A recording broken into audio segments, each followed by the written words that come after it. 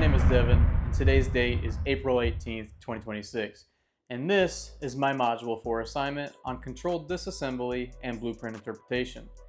Today I'll be demonstrating proper tool use, safe disassembly techniques, and how to read firearm blueprints. Before I start, I'm going to perform a full safety check on my firearm. Now here you can see there is no magazine inserted. We will lock the bolt back to the rear, and we are both going to physically and visually inspect to make sure that there is no round in the chamber.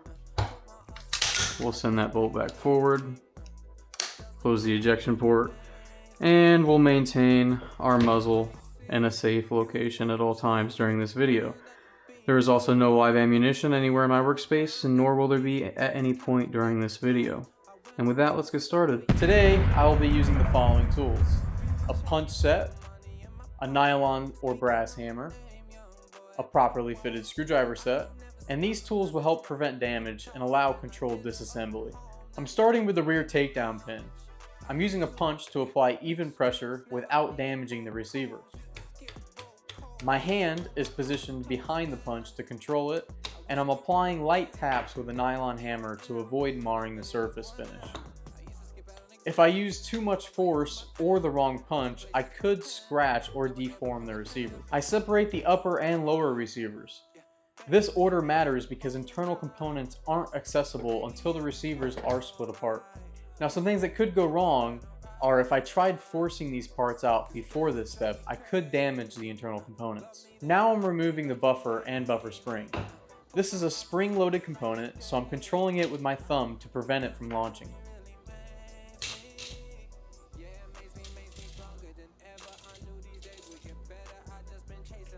If you don't control this, the spring can shoot out and get lost or cause injury. I'm removing the bolt carrier group and charging handle. These are critical components for cycling the firearm. I'm keeping parts organized in the order that I remove them. This makes reassembly easier and prevents losing parts. I'm using a properly fitted screwdriver bit. This prevents stripping the head of the screw.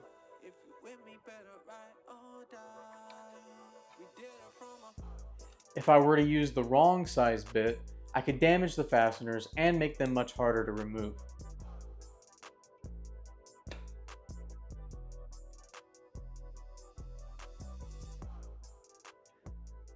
Throughout this process, I'm focusing on using correct tools, applying controlled force, protecting the finish, and keeping parts organized. This is what separates a gunsmith from someone just taking things apart.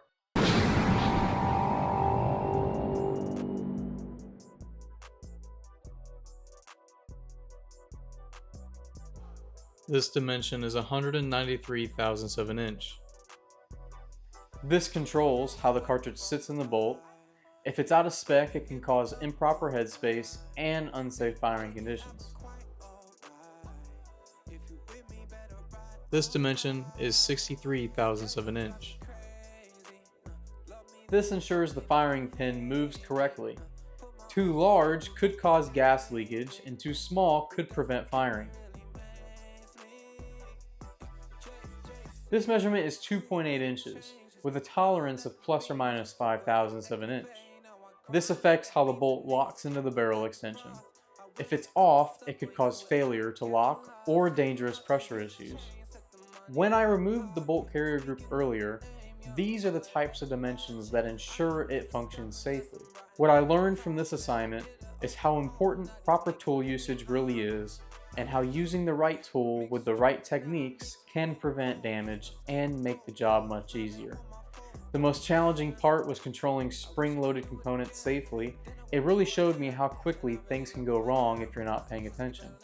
I'm definitely more confident reading blueprints now. I didn't realize how tight some of these tolerances are, and how even a few thousandths of an inch can affect safety and performance. Going forward, I'll pay a lot more attention to both precision and technique within my work. And with that, thank you for watching.